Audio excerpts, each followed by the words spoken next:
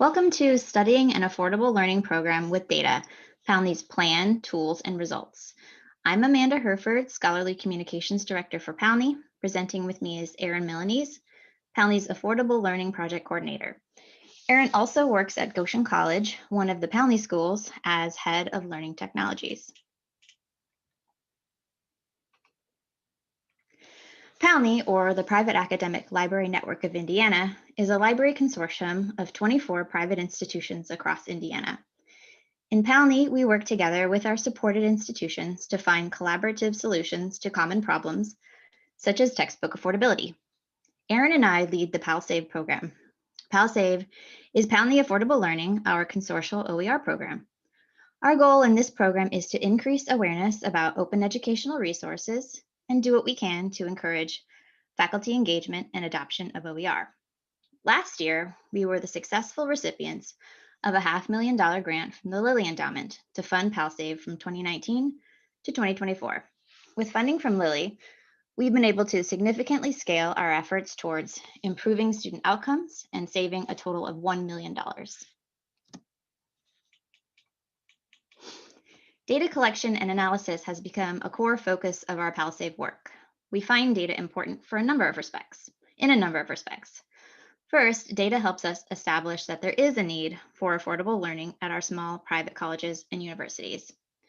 It helps us demonstrate PALSAVE's program impact to stakeholders. With data, we can meet grant reporting expectations, providing evidence that we are making progress towards our goals.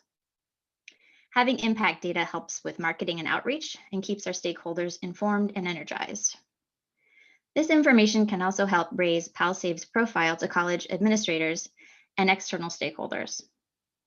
Our demonstrated needs and successes support an increase in OER participation in and outside of PALNI and could inspire others to collect their own data. With that, I'm going to hand it over to Erin to talk about PALNI's data approach and some results that we've seen so far using our data plan. After considering what data we needed to report to our granting body and our other stakeholders, we began to draft our research questions and data plan. This gave us a way to organize our data tools and make sure we are collecting relevant information on all of our program goals.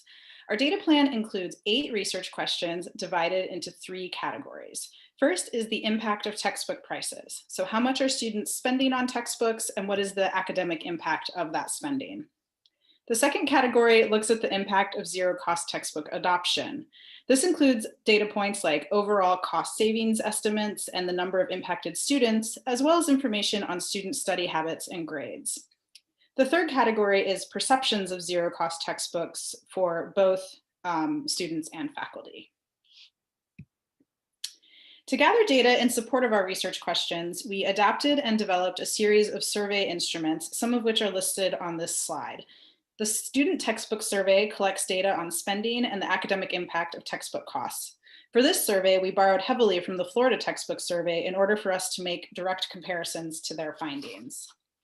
The Student Perception Survey is distributed in classes using zero-cost resources and asks students to assess the quality of the textbook as well as the impact it had on study habits and grades. The Course Tracker and Student Success Survey are Google Forms that we created for faculty to complete.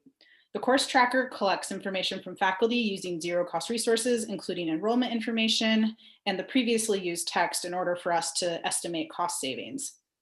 The Success Survey asks faculty to report generalized grade information, for example, the average final grade, the number of students who failed the course, and the number receiving a grade higher than B+.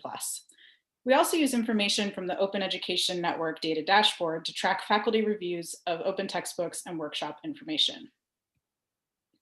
In these next few slides, I'll highlight just a few of our findings that align with our research questions in the data plan.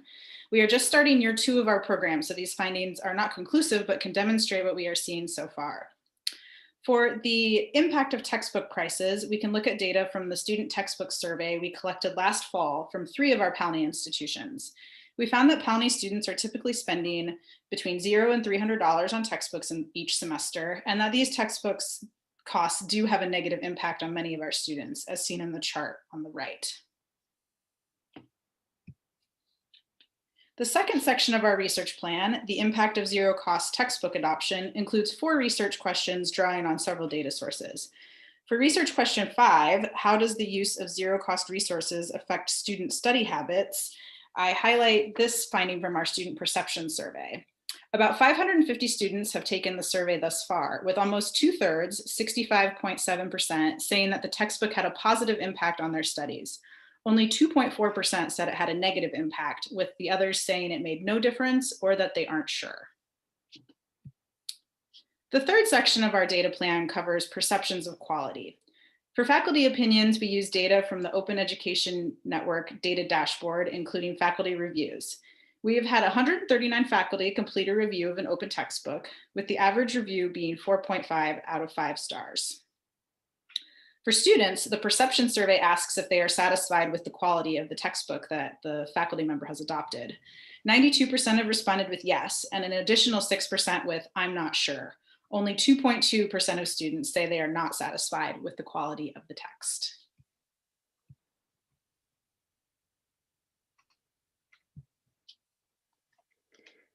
So the last point that we wanted to make in this presentation was to share a link to our full data plan and to let you know that it is openly licensed for reuse.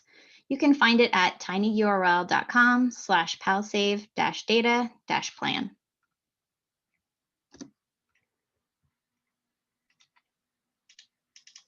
Thank you for viewing our presentation. Please feel free to visit our website or contact us for more information.